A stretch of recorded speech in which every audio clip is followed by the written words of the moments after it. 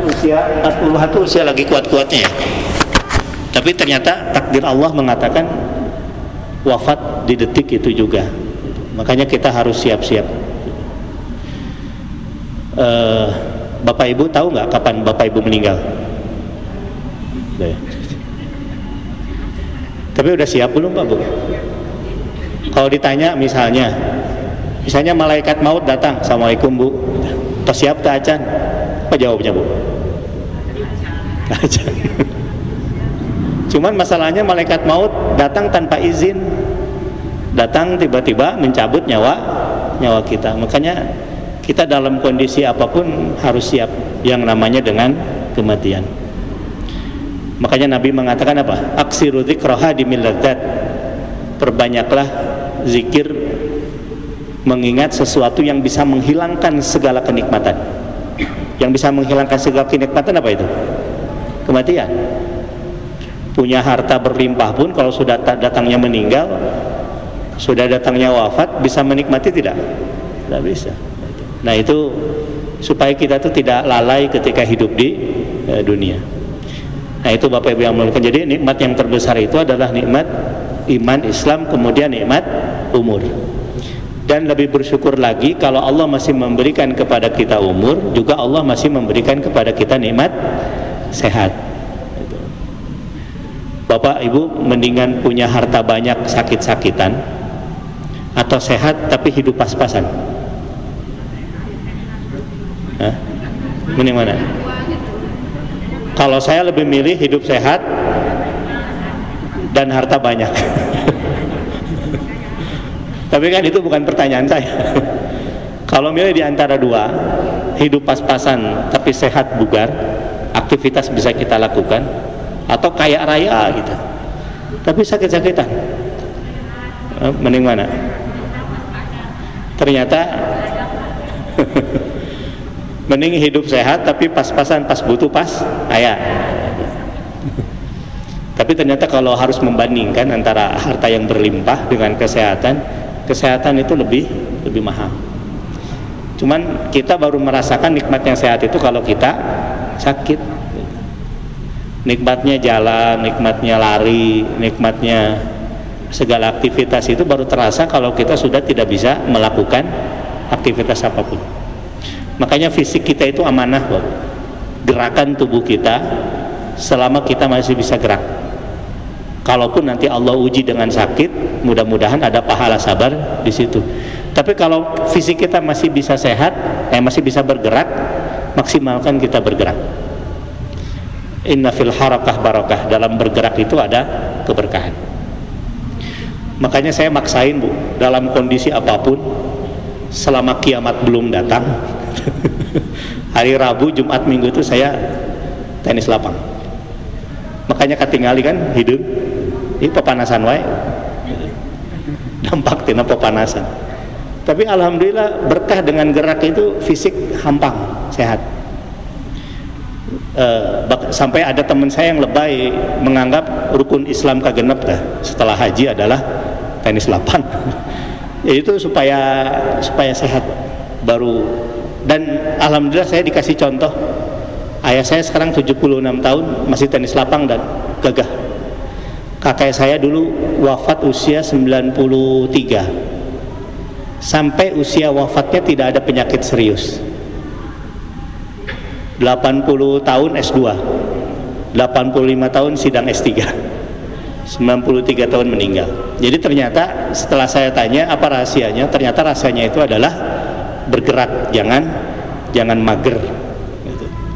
Mager tuh diam nyelempot kolong meja gitu. Jadi kita harus dan kalau kita melihat orang yang paling sehat di dunia ini siapa? Rasul tuh nggak pernah sakit kecuali 2 kali, yaitu ketika kena sihir dan yang kedua ketika menjelang meninggal.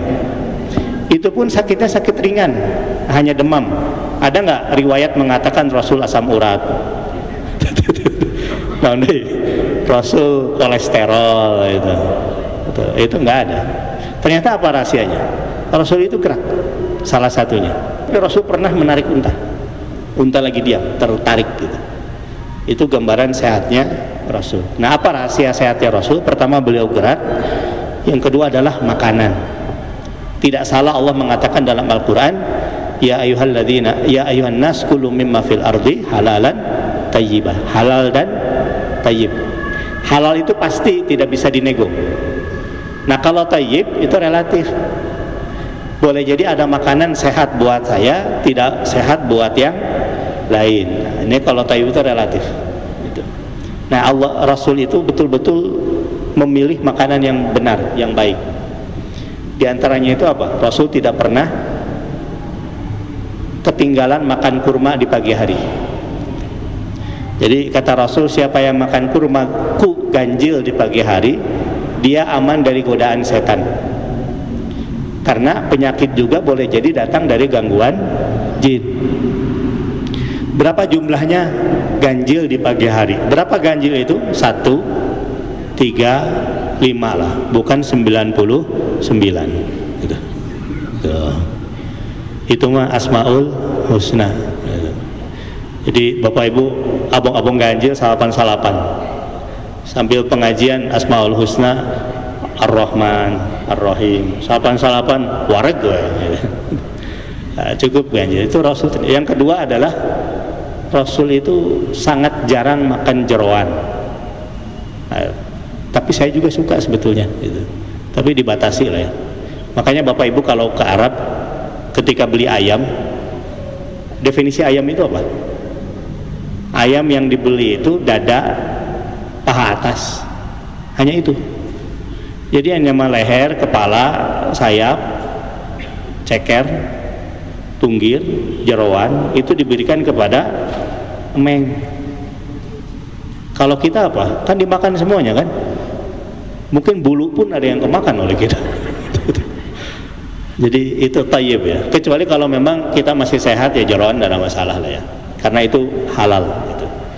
Tapi mulai selektif dalam masalah makanan. Apalagi saya kemarin ketemu anak kecil usia kelas 5 SD gagal ginjal. 5 SD gagal ginjal. Ibunya itu, dan itu sudah masuk ke ruang ICU. Saya ngobrol sama ibunya, Bu, siapa yang sakit? Anak saya 5 tahun gagal ginjal. Ketika saya tanya, itu penyebabnya apa? Sering konsumsi air teh yang kemasan kecil. Saya tidak boleh menyebut nama merek, kode etik gitu. Nah itu hati-hati. Itu makanan yang bisa merusak fisik gitu.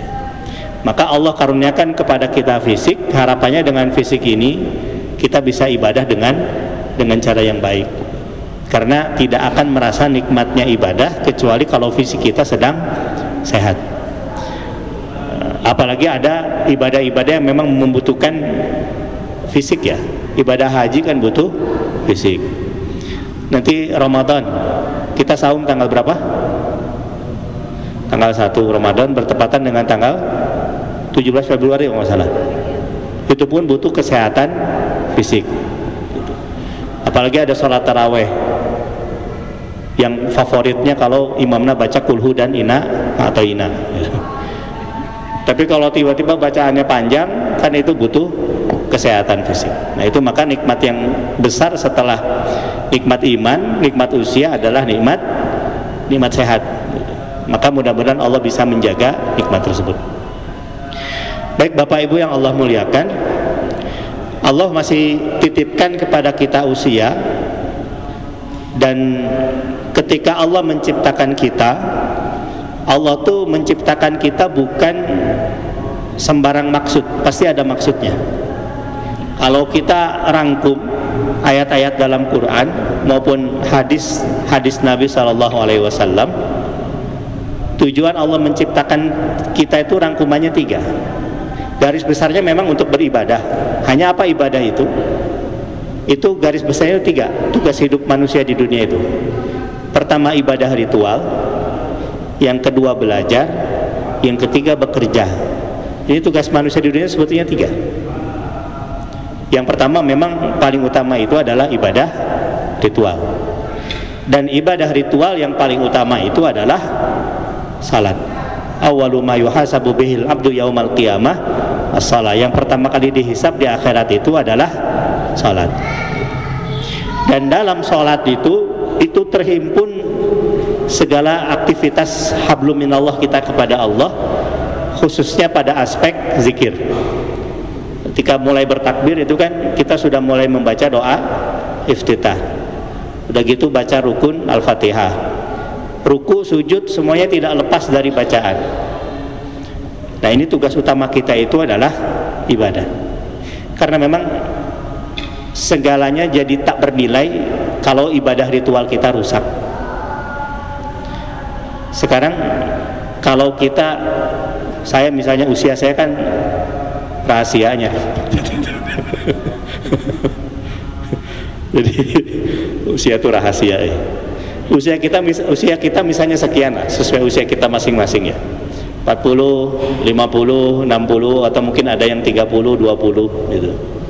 Kira-kira setelah sekian tahun kita sholat, yakin gak sholat kita diterima, Bob? Yakin tidak? Harapannya sholat kita diterima. Tetapi ada peringatan dari Nabi mengatakan innar rajula la yusolli sittina sanah la tuqbal lahu shalah. Ada orang yang sholat 60 tahun dan tidak ada satupun sholatnya selama 60 tahun yang diterima oleh Allah. Ketika itu kemudian ada seorang sahabat bertanya, ya Rasulullah, kenapa sholatnya tidak bisa diterima, tidak diterima oleh Allah? Kemudian Rasul mengatakan, la'allahu yutimur ruku' wala yutimus sujud, au yutimus sujud wala yutimur ruku'. Boleh jadi dia menyempurnakan ruku tapi tidak menyempurnakan sujud, atau menyempurnakan sujud tapi tidak menyempurnakan ruku. Salatnya diterima tidak? Tidak. Dan 60 tahun dia mengerjakan itu. Sehingga Nabi mengatakan tidak ada satupun salatnya yang diterima. Artinya apa? Dia berdosa meninggalkan salat. Kalau salatnya saja sudah tidak tumakninah, bagaimana dia ingat kepada Allah? Bagaimana dia bisa berzikir? Padahal zikir yang paling utama itu adalah ketika salat. Makanya kalau ingin melihat sejauh mana kualitas zikir seseorang, lihat salatnya, tenang atau tidak. Karena godaan terberat ketika salat itu adalah ingin cepat selesai. Sebetulnya cepat nggak ada masalah asalkan rukunya terpenuhi. Ibu subuh rakaat pertama kulhu, kedua ina atau ina. Zuhur dibalik, rakaat pertama ina atau ina, kedua kulhu. Asar dibalik deh. Kulhu ina atau ina. Maghrib balik deh gitu kan. Tapi ruku, sujud dan segala gerakannya tumakninah. Salatnya diterima tidak? Diterima, karena semua rukunnya terpenuhi. Tapi kalau cepat rukun tidak terpenuhi, apa yang bisa kita persembahkan di hadapan Allah? Saya dulu pernah perjalanan dari kampus, dari Ganesha ke rumah Bu. Rumah saya sudah pindah ke daerah Logam. Karena ingin mengejar taraweh berjamaah, ke rumah nggak keburu. Akhirnya saya sholat di salah satu masjid di Antapani, depan geria. Ada geria Antapani, flyover ya, kan geria. Seberangnya itu ada gang. Saya masuk ke gang kecil itu. Akhirnya sholat isya di dia lah. Tapi pas saya masuk masjid, kok feeling saya tuh nggak enak ya. Feeling saya tuh nggak enak dengan masjid ini. Cuman karena ingin mengejar isya berjamaah, udahlah sholat. Isyanya nggak ada masalah. Udah gitu ada tausiah taraweh biasa. Tapi singkat bisa tausiah aja tuh. Udah gitu sholat. Ketika semuanya sudah rapi berdiri, imamnya atau DKM lah menjelaskan kita sholat 23 rakaat. Saya yang biasa 11 rakaat, walaupun saya kadang-kadang 23 tapi seringnya 11 rakaat, saya kaget. Waduh, lama ira pulangnya ya. Tapi ya udahlah, nggak apa-apa, bismillah. Ujian kesabaran. Yang bikin terkejut itu rakaat dia bilang sholatnya dua-dua. Oke, dua-dua. Allahu Akbar. Ketika Allahu Akbar tidak ada doa iftitah. Oke, tidak ada doa iftitah tidak ada masalah karena dia bukan rukun. Tapi langsung Al-Fatihah. Dan imamnya baca Al-Fatihah dari bismillah sampai akhir satu nafas. Coba. Mirip kareta wus. Bismillahirrahmanirrahim, alhamdulillahirrahmanirrahim, amin gitu kan gitu. Udah gitu setelah waladhdallin amin, saya dibikin shock. Ternyata imamnya baca surat Yasin. Yasin, waduh lama ya. Ternyata Yasin, Allahu Akbar. Ya imam nipu ya. Udah gitu rukunya cepat, tak itidal, sujud, duduk antara dua sujud, berdiri lagi. Al-Fatihahnya satu nafas lagi. Udah gitu baca surat Yasin ayat kedua, wal Qur'anil Hakim, Allahu Akbar. Udah gitu kan dua rakaat ya. Udah beres 2 rakaat, kemudian salam. Pas beres salam saya keluar dari masjid. Pikir-pikir, aduh sholat kieu teuing gitu. Di luar masjid ada tukang bakso, mending nggak bakso.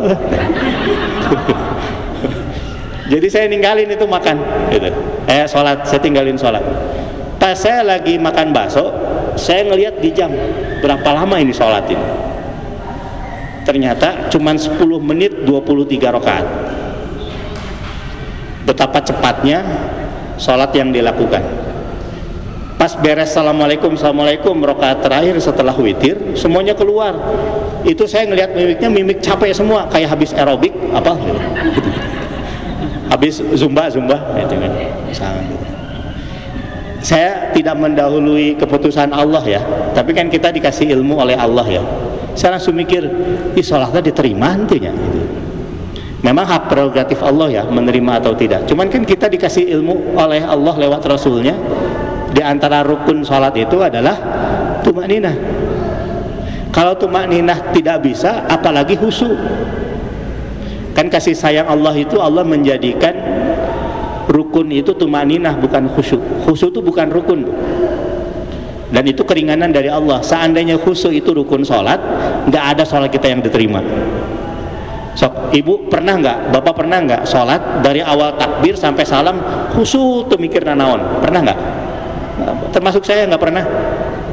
Justru nutu kaemut di luar sholat, pas sholat kaemut. Gitu. Tadi main tenis misalnya, udah gitu sholat zuhur, Allahu Akbar, nah tadi teleh gitu. Itu godaan setan. Makanya alhamdulillah di antara karunia Allah itu, Allah tidak menjadikan khusyuk itu sebagai rukun sholat. Yang Allah jadikan rukun sholat itu adalah tumakninah, ketenangan ketika sholat.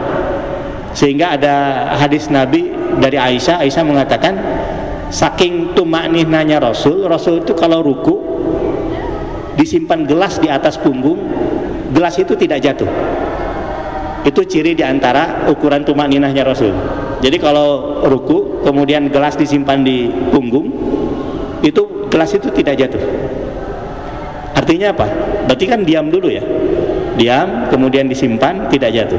Seandainya tidak ada jeda diam, ruku langsung bangun, kan langsung jatuh si yang namanya gelas.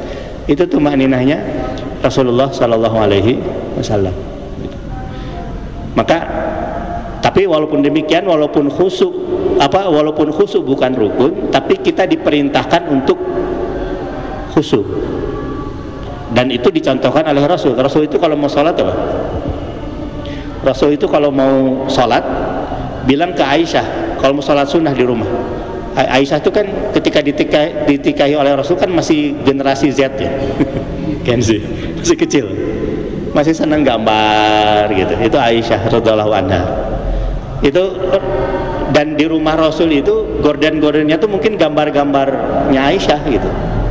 Rasul kalau mau sholat sunnah bilang ke Aisyah apa? Wahai Aisyah, tolong turunkan gorden itu, karena itu mengganggu saya ketika sholat. Artinya apa? Ada ikhtiar dari Rasul supaya khusyuk. Kita pun demikian. Kalau mau sholat, jangan sampai kita sholat tanpa ikhtiar untuk khusyuk. Kebayang lagi sholat Jumat, tidak dapat bagian di masjid, kebagian di jalan, tidak bawa sajadah, alasnya pakai koran, berita paling depan, tulisannya Persib eleh misalnya gitu. Anu sholatnya bobotoh. Kan sholat disoekin itu diantara ikhtiar supaya kita khusyuk, karena setan itu bisa mengganggu pikiran kita ketika sholat. Laki-laki lagi sholat ya, di depannya ada 2 orang pakai sarung, yang satu merek Gajah Duduk, yang satu merek Atlas. Kan biasanya logonya di belakang ya. Itu tuh bisa mengganggu. Allahu Akbar, Wadimor, Atlas. Kayak lebaran mananya. Atau perempuan pun demikian. Boleh pakai mukena bercorak apapun boleh, tapi jangan yang mengganggu jamaah di belakang. Gitu. Kebayang lagi sholat di depan pakai mukena gambar Hello Kitty, gambar naon gitu. Kan mengganggu ya. Itu apalagi pakai tulisan kaos yang ada tulisan di belakang. Itu bisa membuat yang di belakang malah baca. Nah, itu tentang zikir yang paling utama itu adalah ketika salat. Dan kalau salatnya berkualitas, dia sudah melakukan zikir yang istimewa, ingat kepada Allah. Aqimis sholata lidzikri, makanya kata Rasul, jadikanlah salat supaya ingat kepada Allah. Tapi lebih daripada itu, kita pun harus membiasakan zikir kepada Allah di luar salat. Dan itu yang akan membekas dalam perilaku kita, dan yang paling diharapkan adalah membantu kita ketika kita nanti sakaratul maut.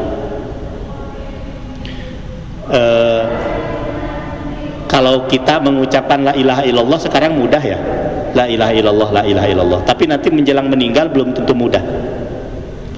Tapi orang itu akan diwafatkan dalam kondisi kebiasaan dia. Kalau biasanya sering berzikir, meninggalnya insya Allah dalam kondisi baik. Kan semua kita berharap ketika menjelang meninggal mengucapkan la ilaha illallah ya. Saya tuh sudah 2 kali lah mentalkinkan orang yang menjelang meninggal. Yang satu kawan saya, yang satu tetangga teman ketika saya dirawat yang meninggal. Yang satu lagi almarhumah ibu saya. Ibu saya kemarin meninggal Februari tanggal 18 2025. Itu sakit yang berkepanjangan sekali. Sakitnya sejak 2001 jatuh. Tapi puncak sakitnya sejak kemarin 2020 sampai 2025 sampai meninggal aja. Itu meninggal di rumah sakit RSCM Kencana di Jakarta.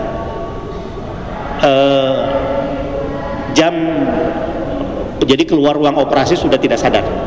Hari Senin jam 10 pagi itu Senin dioperasi. Hari Selasa jam 10 pagi itu saya dipanggil, saya sama ayah saya, oleh dokter ICU. Jadi kata dokter ICU itu, ini kondisi ibu 50-50, 50 bisa selamat, 50 bisa wafat. Tapi kita masih optimalkan. Nah, ketika itu karena masih ada harapan, tenang nih. Akhirnya saya pulang ke rumah kakak di Jaksel. 2:30, firasat saya nggak enak. Saya bismillah ke rumah sakit lagi, ke Jalan Diponegoro ya, Jakpus. Ketika di jalan, saya kontak dengan saudara yang juga dokter ICU, spesialis anestesi, yang hari-harinya berhadapan dengan orang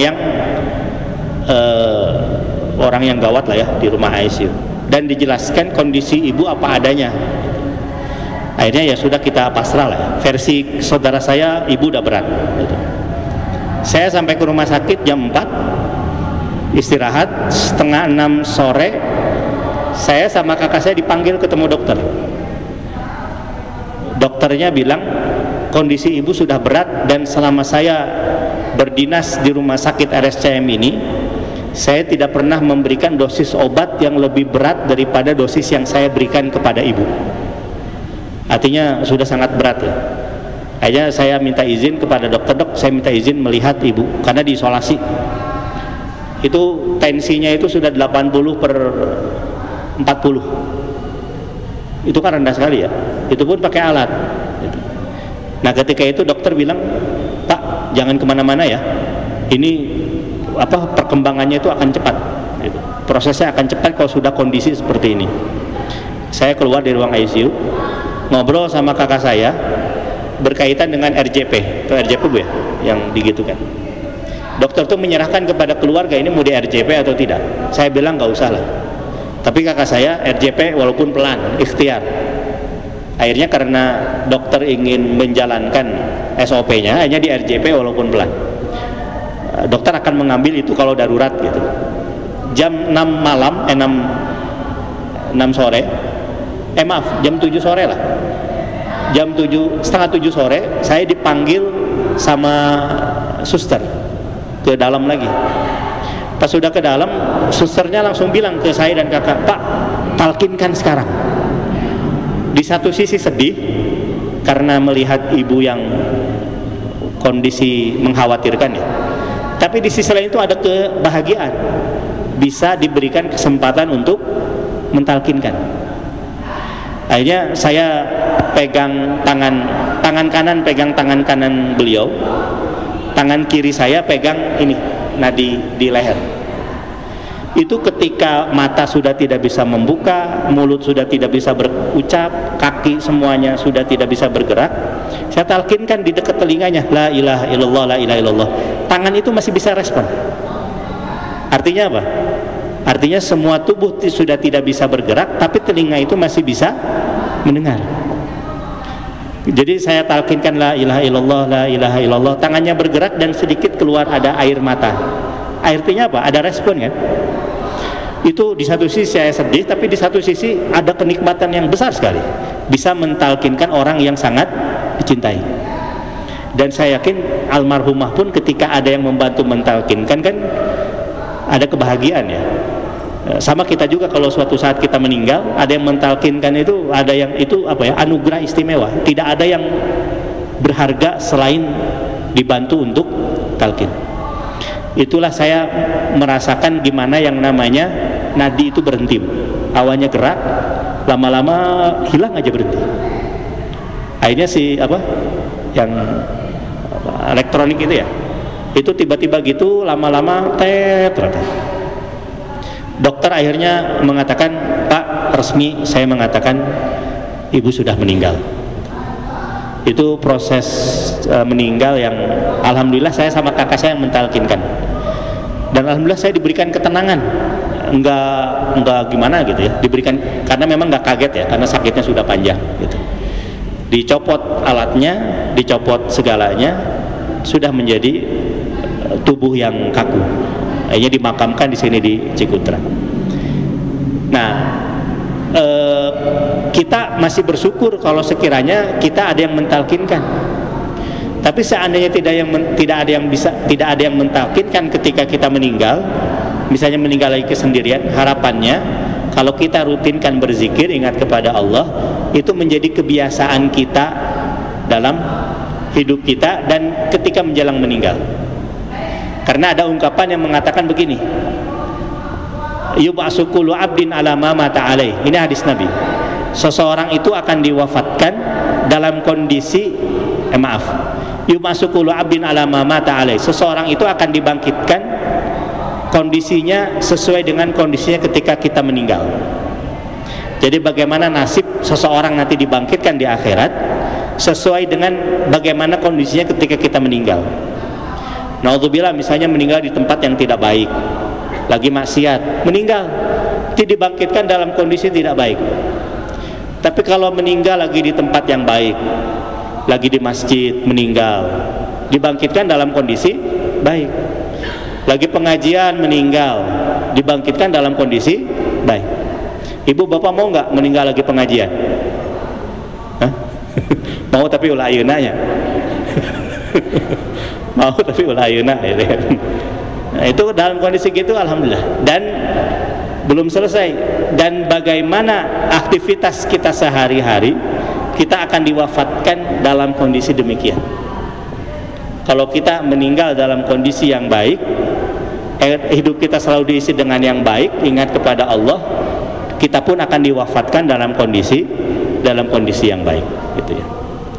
Apalagi godaan sekarang, Bu. Godaan sekarang itu hidup, godaannya banyak. Ini HP ya. HP ini kan ringan ya. Tapi maksiat apa yang tidak bisa dilakukan dengan ini? Semuanya bisa. Judi online bisa pakai ini enggak? Bisa. Malah tiap pagi saya dapat SMS tawaran. Nomor spam, enggak jelas. Janjian dengan seseorang yang bukan pasangannya untuk kencan, pakai ini bisa nggak? Bisa. Nipu pakai ini bisa. Semuanya bisa dilakukan pakai HP. Makanya HP itu ringan timbangannya di dunia, tapi akan menjadi masalah nanti di akhirat kalau digunakan dengan cara yang tidak baik. Dan tidak ada yang bisa membentengi kita kecuali kalau kita selalu ingat kepada Allah. Manusia itu siapapun orangnya, sebelum ajal menjemput kepada kita, potensi tergelincir itu selalu ada. Siapapun tanpa terkecuali. Kita lagi di masjid, lagi soleh-solehnya, Bu. Tapi nanti keluar dari masjid, godaan banyak lagi. Makanya melihat saudara kita yang belum datang ke masjid, jangan kita mengklaim kita lebih baik daripada mereka, apalagi sampai menghakimi. Kita pulang pengajian, lihat tetangga kita masih sibuk ngarumpi di depan rumah, terus kita bilang ke kawan kita pulang pengajian, tuh kan, alhamdulillah ya Allah berikan kepada kita jalan yang lurus, kita mau pengajian. Tuh itu mah tuh gibah. Saya mah yakin dah itu teh ahli neraka dah. Belum tentu. Kita nggak tahu akhir hidup kita seperti apa. Ya mudah-mudahan kita awal baik, akhir baik. Tapi kita pun nggak tahu, boleh jadi mereka yang sekarang belum dekat kepada masjid, boleh jadi akhir hayatnya malah baik. Itu tadi, setiap orang itu punya potensi menjadi soleh dan punya potensi menjadi tergelincir. Tidak sedikit ustadz yang murtad ya. Di NTB ada Ustadz Saifuddin murtad. Padahal dia tahu agama, tapi ujungnya murtad. Kawan saya di pesantren dulu ada yang murtad. Gara-gara salah gaul, pacaran dengan cewek non-muslim. Datang ke orang tuanya izin nikah. Ketika ditanya mau nikah sama siapa, ini saya sudah punya pacar, tapi mohon maaf Kristen katanya. Dan saya pun sudah pindah agama. Diusir ku bapakna dari rumahna, untung diusir ta, alhamdulillah. Ya wajar, siapa orang tua yang tidak kecewa melihat anaknya seperti itu kan. Nah itu Bapak Ibu yang Allah muliakan. Jadi siapapun sangat mudah tergelincir. Maka kuncinya adalah zikir kepada Allah. Apalagi di usia-usia yang masih muda ya, kayak saya lah, masih muda. Itu potensi tergelincir itu besar sekali. Sekarang 2 hari yang lalu saya naik mobil nyetel PRFM, ada berita yang menjelaskan angka HIV di Indonesia itu, di Bandung itu melonjak drastis. Angka HIV itu, penderita virus HIV. Yang paling besar penyumbangnya itu adalah 2. Pertama suntik, yang kedua LGBT. Ini LGBT itu rawan di Bandung, dan di kampus-kampus sekarang banyak mahasiswa yang terserang. Mahasiswa saya itu ada yang laki-laki kasep, ganteng. Terus pas ngobrol sama saya lihat di cincinnya itu gambar bunga warna ungu. Ketika saya melihat jarinya, nah pakai cincin warna itu, harusnya kan kalau laki-laki cincinnya gambar tengkorak lah naon gitunya. Ya gambarnya bunga warna ungu. Akhirnya saya pengen tahu dia ini orientasi seksualnya apakah normal ataukah tidak.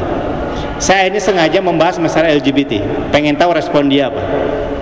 Ketika saya sudah menceritakan tentang LGBT, dia akhirnya merespon LGBT itu bukan sesuatu yang dilarang, kata dia. Adapun dulu umat Nabi Lut dihukum oleh Allah itu bukan karena laki-laki suka laki-laki, tapi karena laki-laki memaksa sesama laki-laki untuk sama-sama suka. Itu yang tidak boleh ada paksaan. Artinya kalau sama-sama suka, kata dia, tidak ada masalah. Saya kaget, ini tahu dari mana nih orang kayak begini. Akhirnya saya suruh dia buka Quran surat Al-A'raf ayat 80 sampai 81. Bagaimana murka Allah kepada umat Nabi Lut. Innakum lata'tuna rijala syahwatan min dunin nisa. Engkau datang kepada laki-laki dengan syahwat, dengan meninggalkan wanita. Tidak ada kalimat paksaan di situ. Artinya apa? Allah murkai kondisi demikian. Jauh dari agama, terperangkap ke situ. Bahkan ada satu dosen yang digugat cerai oleh istrinya, Bu. Gara-gara istrinya awalnya curiga, ini kok si suaminya sudah lama tidak ngajak hubungan badan, berbulan-bulan. Istrinya curiga, jangan-jangan jajan di luar.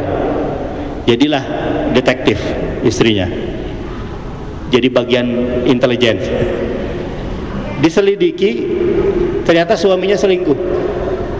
Selingkuhnya bukan kepada perempuan, tetapi kepada laki-laki. Istrinya gugat cerai, hakimnya nggak ambil pusing, nggak banyak mikir, langsung kabulkan cerai. Coba, itu penyakit demikian, jauh dari agama, akan semakin tersasat. Maka kuncinya adalah hablum minallah, zikir kepada Allah. Dan kalau kita lihat ya, negara yang paling banyak angka bunuh dirinya siapa? Negara mana? Korea, Jepang, itu negara yang angka bunuh dirinya panjang. Padahal teknologi mereka berkembang. Mobil di Indonesia itu kebanyakan merek mana? Jepang, Korea. Tapi angka bunuh dirinya tinggi. Kenapa teknologi yang maju, teknologi yang tinggi, pendapatan per kapitanya tinggi, otomatis penghasilan bulannya tinggi juga, kenapa angka bunuh dirinya tinggi? Karena satu, ada kekosongan jiwa. Ketika ada masalah, seakan-akan masalah itu bisa menghancurkan kehidupan, maka untuk menyelesaikan dari segala masalah, ngambil jalan pintas, bunuh diri. Padahal udah bunuh diri, itu muncul masalah baru. Tapi udah kafirnya, tidak percaya. Nah, alhamdulillah di kita itu, Indonesia karena kebanyakan beragama, angka bunuh dirinya relatif sedikit. Tapi mahasiswa saya juga ada yang mau bunuh diri, Pak. Bahkan 3 orang. Curhatnya ke saya ketika mau bunuh diri. Ternyata dia ngaku ketika masalah datang, posisi lagi jauh dari Allah. Tiba-tiba dia ingin naik ke lantai 4 gedung. Ketika melihat ke bawah itu seperti ada yang membisiki, udahlah, daripada pucing masalah, udah loncat. Hampir mau loncat, ada satpam. Alhamdulillah diselamatkan. Nah, maka Bu, betul kata Allah dalam Al-Quran, ala bidzikrillah tatmainnul qulub. Dengan zikir itu hati kita menjadi tenang. Yang itu zikir ya. Jadi yang paling utama adalah menjaga hablum minallah kita dengan salat dan dengan zikir. Tugas yang kedua selain ibadah itu adalah belajar. Wallahu akhrajakum min butuni ummahatikum la ta'lamuna syai'a. Allah yang mengeluarkan kalian dari perut ibu kalian dalam kondisi tidak tahu apapun. Ini surat apa ya? Yang pasti ada di antara surat Al-Fatihah sampai surat An-Nas. Ada. Ntar saya cek dulu ya. Wallahu akhrajakum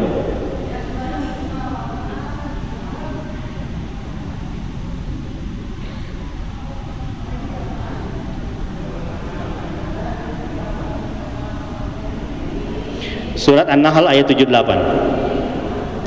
An-Nahl 78. Wallahu akhrajakum min butuni ummahatikum la ta'lamuna syai'an. Allah yang mengeluarkan kalian dari perut ibu kalian dalam kondisi tidak tahu apa-apa. Makanya wajar kalau anak lahir dia menangis. Nangis itu petunjuk dari Allah supaya ibunya paham kalau dia lapar. Kebayang Pak Bu, ketika lahir tiba-tiba dia bisa mengerjakan rumus gitu kan, itu sieun. Ibu nang ngaluncat keung. Bahkan dipastikan semua bayi yang lahir itu dalam kondisi nangis, menunjukkan ketidakberdayaannya. Kecuali ada bayi yang lahir dalam kondisi tersenyum. Siapa coba? Anaknya Pak Khairul Tanjung, karena tahu bapaknya kaya. Nggak, itu canda. Semuanya nangis, menunjukkan kelemahan seorang bayi. Allahul ladzi khalaqakum min dha'fin. Dialah Allah yang telah menciptakan kalian dalam kondisi lemah. Tsumma ja'ala min ba'di dha'fin quwwah. Kemudian dialah Allah yang telah menciptakan kalian dari lemah menjadi kuat. Tsumma ja'ala min ba'di quwwatin dha'fan wa syaibah. Dan dialah yang telah menciptakan dari kuat menjadi lemah dan beruban. Itu fase kehidupan manusia tuh, lemah, kuat, kemudian lemah. Nah, ketika lemah pertama itu lemah dalam segala hal, fisiknya lemah, tapi yang paling utama itu adalah akal yang masih kosong. Maka diperintahkan untuk belajar. Utlubil ilma minal mahdi ilal lahdi, supaya hidup kita itu terarah. Sehingga ada yang mengatakan ilmu qoblal amal, ilmu sebelum amal. Baik untuk urusan dunia maupun akhirat butuh yang namanya ilmu. Gitu. Maka beruntung orang yang diringankan oleh Allah untuk mencari ilmu. Nah, dalam ilmu itu ada dua. Ada ilmu yang sifatnya fardu ain, ada ilmu yang sifatnya fardu kifayah. Yang fardu ain itu adalah ilmu agama yang tidak boleh seorang pun tidak tahu apapun profesinya. Ini ilmu agama yang pokok-pokok, semua orang wajib tahu. Ilmu sholat yang 5 waktu, kaifiatnya, itu semua orang tidak punya alasan tidak tahu. Jangan sampai menjelang meninggal tentang sholat masih mengklaim dirinya awam, padahal itu tidak boleh tidak tahu. Tentang tata cara saum, tentang tata cara zakat, hal-hal yang diharamkan oleh Allah, itu ilmu-ilmu yang fardu ain. Itu yang kata Nabi, talabul ilmi fardhu ala kulli muslim. Mencari ilmu itu wajib bagi setiap muslim, walaupun tidak disebut muslimah dalam hadisnya, tapi itu mencakup wanita. Maka menghadiri majelis taklim itu bagian daripada menggugurkan kewajiban mencari ilmu yang sifatnya fardu ain. Nah, sekarang itu banyak orang yang loncat, fardu ainnya belum tahu, malah loncat kepada fardu kifayah. Akhirnya ahli dalam fardu kifayah, awam dalam fardu ain. Fardu kifayah itu ada dua, ilmu umum atau ilmu agama yang lebih dalam lagi, hanya para ulama yang mendalami, itu fardu kifayah. Makanya tidak semua orang harus jadi ulama, enggak, karena menjadi ulama itu fardu kifayah. Tapi ilmu agama yang pokok itu fardu ain.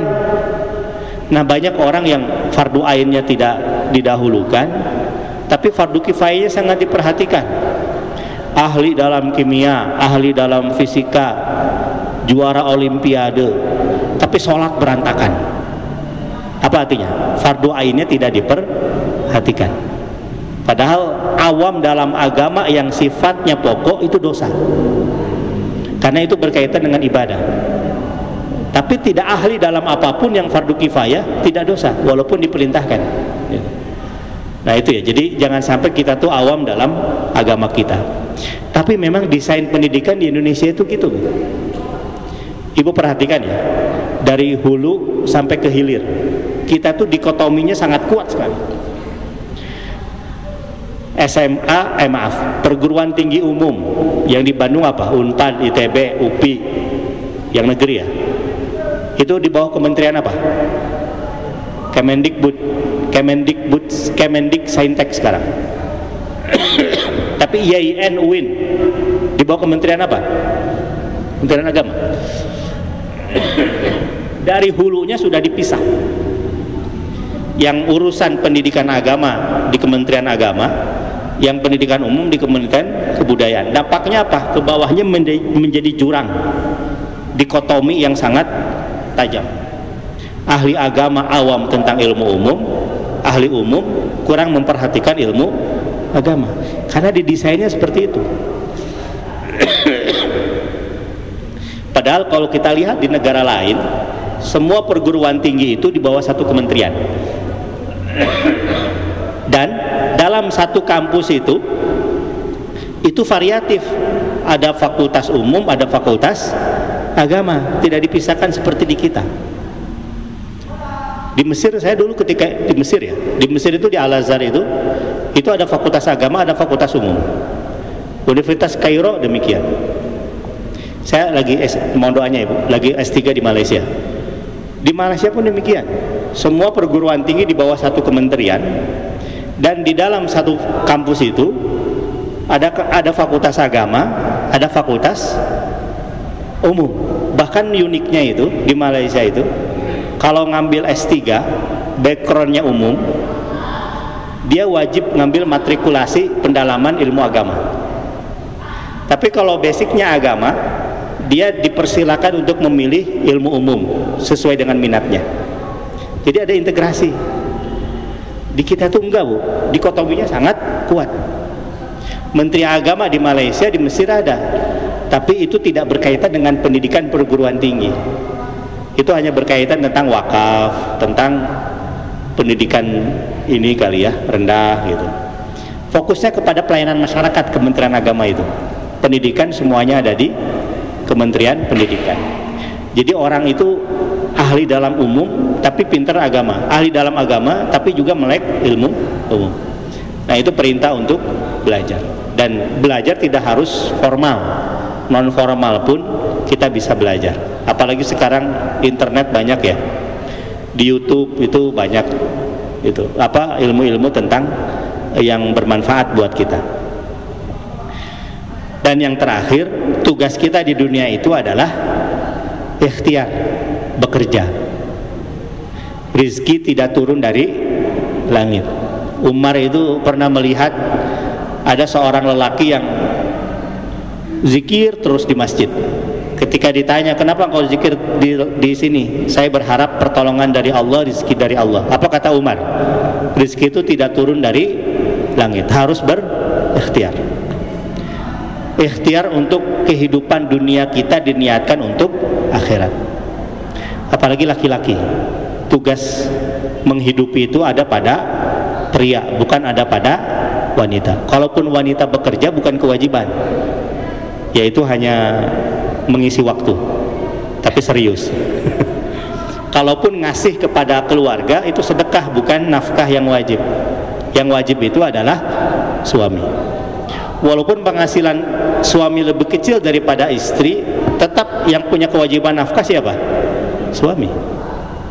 Istri penghasilan sebulan 200 juta, suami sebulan 200 ribu. Yang wajib menafkahi siapa? Suami.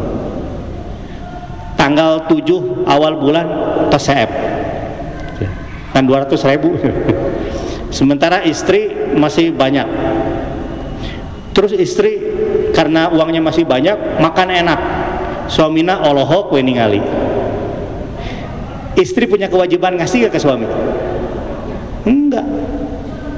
Walaupun suamina pikarunyaeun ngacai kabita itu kan, ibu nggak ngasih nggak dosa, karena ibu tidak punya kewajiban memberikan nafkah kepada suami. Tapi kan piraku tega gitu kan ya. Ibu kalau lagi di jalan lihat orang minta-minta, fakir miskin, suka karunya nggak? Kasihan nggak? Kasihan kan? Masa ke suami nggak kasihan? Anggap suami fakir miskin yang harus disantuni. Itu karena kewajiban mencari nafkah itu ada di suami. Dan itulah wibawanya suami. Wibawanya suami itu ada pada nafkah. Sok ibu ngelihat laki-laki kasep pisan, tapi pekerjaan mancing, nggak ada usaha, masih kasep tuh? Hah? Kasep masih kasep tapi tidak ada simpati ya tuh. Jadi marwah pria itu ada pada mencari nafkah, bukan pada yang lainnya gitu kan. Nah, itu tentang ikhtiar mencari kehidupan. Dan bukan berapa jumlahnya, tapi berapa keringat yang keluar demi mencari nafkah untuk anak dan istri. Saya kadang-kadang kalau dari kampus mau pulang karena macet lewat tol, itu di flyover itu, di seberang Bio Farma itu, Bio Farma kanan ya, sebelah kiri kalau nggak salah Bank BNI, itu ada bapak-bapak yang kerjanya itu mengebersihin kaca, tapi pakai alat yang manjat itu. Saya mikir tuh gini, ini upahnya paling berapa? Tapi kalau jatuh resiko meninggal. Tapi itu dilakukan untuk anak dan istri. Kalau meninggal syahid itu. Siapa yang mencari nafkah kemudian wafat mencari nafkah, dia akan syahid. Kan bukan yang dilihat oleh Allah bukan berapa nilainya, tapi ikhtiarnya. Sehingga Nabi mengatakan innallaha yuhibbul abdal muhtarif. Allah tuh suka hamba yang berdikari. faman kadda ala iyalihi kana kal mujahid fi sabilillah. Maka siapa yang bersusah payah mencari nafkah untuk keluarganya, maka dia seperti mujahid di jalan Allah. Saya dari mertua bawa kendaraan, di ujung jalan ada seorang lelaki yang pakai kaos Gojek, lagi gini aja. Kalau bukan ingat kepada keluarga, nggak mungkin tidur dirinya mending di kasur di bumi. Tapi mungkin karena lelah nunggu penumpang, akhirnya ketiduran. Itu sangat dihargai oleh Allah. Yang sangat menjengkelkan itu adalah kalau badan sehat tapi pura-pura sakit, ujungnya adalah minta. Di Buah Batu saya lagi nyetir mobil, dari kejauhan tuh ada laki-laki ngesot. Tahu laki-laki ngesot ya? Jalannya itu sambil ini, dan dia ngetok pintu di trotoar tuh, trotoar yang tengah jalan, ngetuk pintu ke yang bagian sopir, minta uang. Tapi saya dari kejauhan, ini kayaknya dia nggak cacat, kakinya kelihatan dilipat. Hanya pas dekat pintu saya, dia ngetok, saya buka kaca. Kang, kunaon itu? Iya, kaki buntung pak, nggak bisa kerja, jadi kapaksa minta-minta. Benar buntung? Benar sing, sumpah demi Allah, kata dia. Gitu. Sampai bilang sumpah. Tapi saya masih nggak percaya. Pak, kieu pak, iya ya artos 20.000. Kalau bapak jujur ya 20.000. Mun teu moal dipasihan gitu. Ternyata mohon pak, ya api-api diambil, kabur pak. Coba, dia rela menghinakan dirinya dengan meminta-minta, bahkan sampai pura-pura buntung. Ada hadis Nabi yang mengatakan, la yazalu rajulu yas'alun nas ila yaumil qiyamah wa laysa fi wajhi muzatul lahm. Ada orang yang sampai meninggalnya menjadikan minta-minta sebagai profesinya, nanti di akhirat akan dibangkitkan dalam kondisi tanpa wajah. Artinya apa? Meminta-minta itu hukumnya dosa kalau kita masih bisa bekerja. Kalau ada yang ngasih kita terima, tapi kalau meminta jangan. Harus ada tenaga yang kita keluarkan untuk bekerja. Allah tidak suka kepada yang meminta-minta. Apalagi kalau meminta-minta tapi dengan embel-embel sumbangan masjid, mobil keliling. Depan rumah saya suka gitu pak, mobil keliling, di depannya tuh pakai tulisan. Cuman aneh, donasi pembangunan masjid di Tegal, Jawa Tengah, minta sampai ke Bandung. Kawan saya polisi sempat ngikutin, ternyata di ujung jalan bagi-bagi uang kenceleng. Itu dosanya dua, meminta dan menipu. Yang lebih parah lagi kalau ada laki-laki cantik yang minta-minta. Tahu laki-laki gelis? Gelis tapi kekar gitu. Kemudian minta-minta. Nah, itu pertama mintanya dosa, yang kedua memakai pakaian wanita. Itu dosa. Allah melaknat laki-laki yang memakai pakaian wanita. Maka berapapun nilai yang kita dapat asalkan kerja, itu adalah ikhtiar. Tetapi itulah yang namanya rezeki, itu adalah rahasia dari Allah. Bukan banyaknya tapi berkahnya. Dan bagaimana ciri rezeki yang berkah itu? Kalau ketika Allah berikan rezeki kepada kita, kita semakin taat kepada Allah, itu berarti berkah. Tapi kalau Allah berikan kelapangan hidup pada diri kita, tapi kita semakin jauh daripada Allah, itu yang namanya disebut sebagai istidraj. Istidraj itu disungkun. Falamma nasu ma dzukiru bihi fatahna alaihim abwaaba kulli syai'. Dan ketika mereka orang-orang kafir lupa kepada Allah, kami bukakan bagi mereka pintu-pintu kesenangan dunia. Jadi semakin lupa kepada Allah, akan semakin dibuka kehidupan dunia. Tapi tidak berkah, itu istidraj, disungkun oleh Allah. Sampai kata Allah, sampai suatu saat nanti datang azab tiba-tiba kepada mereka ketika mereka sedang lalai dengan rezeki yang Allah berikan kepada mereka. Sehingga Nabi mengatakan, idza ra'aitallahu yu'ti 'abdan 'ala ma yuhibbuhu wa huwa musirun 'ala ma'siyati fa'lam annahu istidraj. Kalau engkau melihat ada seseorang yang Allah berikan nikmat yang begitu mudah, tapi padahal dia israr, dia selalu mengulang-ulang dosanya, fa'lam annahu istidraj, ketahuilah itu adalah istidraj dari Allah. Allah kasih tapi nyungkun, bukan rahmat dari Allah. Ujungnya apa? Datang berbagai macam kesulitan setelahnya. Nah, harapan kita ikhtiar itu ikhtiar yang dengannya kita dekat kepada Allah. Kuncinya apa? Hablum minallahnya harus baik. Wallahu a'lam bishawab. Baik, Bapak Ibu yang Allah muliakan, karena waktunya diserahkan ke saya oleh Kang Ustadz Ahsan, masih ada waktu 10 menit lagi. Kalau ada yang mau menanyakan silahkan.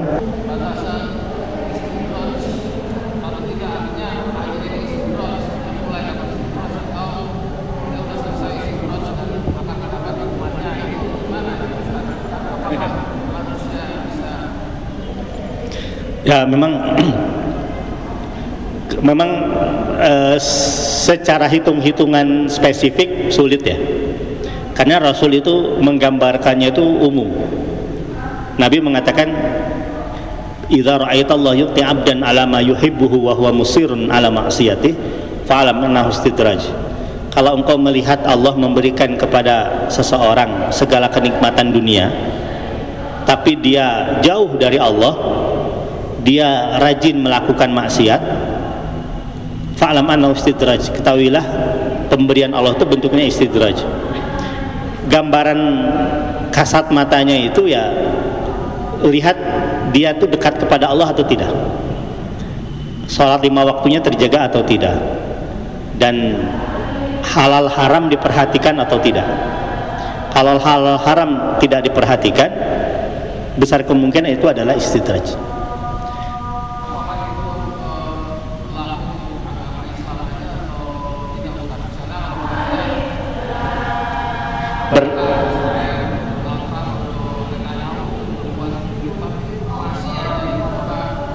Berlaku untuk Islam dan non-Muslim. Semakin sesat orang, semakin dibukakan pintu dunia. Kan redaksi yang Allah katakan dalam Al-Quran, falamma nasu ma dzukiru bihi fatahna alaihim abwaaba kulli syai'.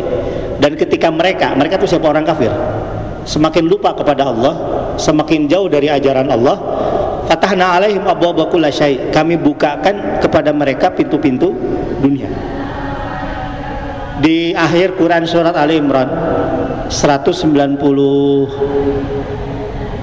kalau nggak salah, itu Allah mengatakan 193, Allah katakan la yaghurrannaka taqallubul ladzina kafaru fil bilad, jangan kau terpukau dengan gemerlapnya kehidupan orang kafir di suatu negeri. Mata'un qalilun summa ma'wahum jahannam, itu semua nikmat yang kecil dalam kacamata Allah. Wa ma'wahum jahannam, tapi tempat mereka di akhirat adalah neraka jahanam.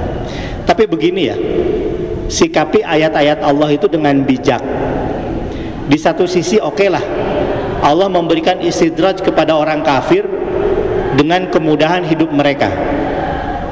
Faktanya 10 orang terkaya di Indonesia pun hanya 1 yang muslim, Pak Cete ya, Pak Khairul Tanjung.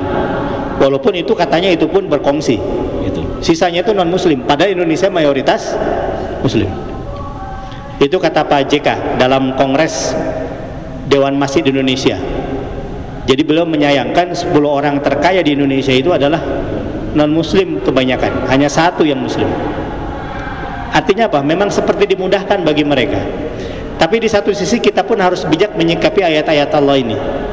Jangan dijadikan alasan kunaun umat Islam maju, ada orang kafir mah memang dimudahkan. Ya kita pun introspeksi diri, boleh jadi kita memang malas gitu kan. Nah, itu. Silakan. Boleh jadi kalau orang soleh kemudian diberikan kesulitan hidup di dunia, boleh jadi pahalanya 2, pahala kesolehannya dan pahala kesabarannya. Tapi jangan dijadikan doa ya Allah susahkanlah hidup hamba, dan insya Allah hamba akan menjadi sabar dan soleh. Doa tetap harus baik dalam perspektif kita, tanda petik ya. Kata Nabi apa? Khairukum nikmal mali saleh fil abdi saleh. Sebaik-baik harta itu adalah harta yang ada dalam genggaman orang saleh. Dalam ikhtiar kita harus tetap maksimal.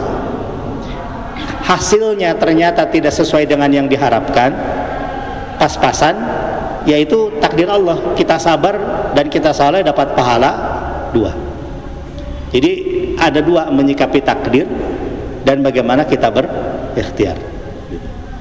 Wallahu a'lam bishawab. Tapi kalau bisa soleh dan kemudian kaya, itu pun anugerah dari Allah juga. Dari 10 orang yang dijamin masuk surga, 6-nya itu orang kaya raya.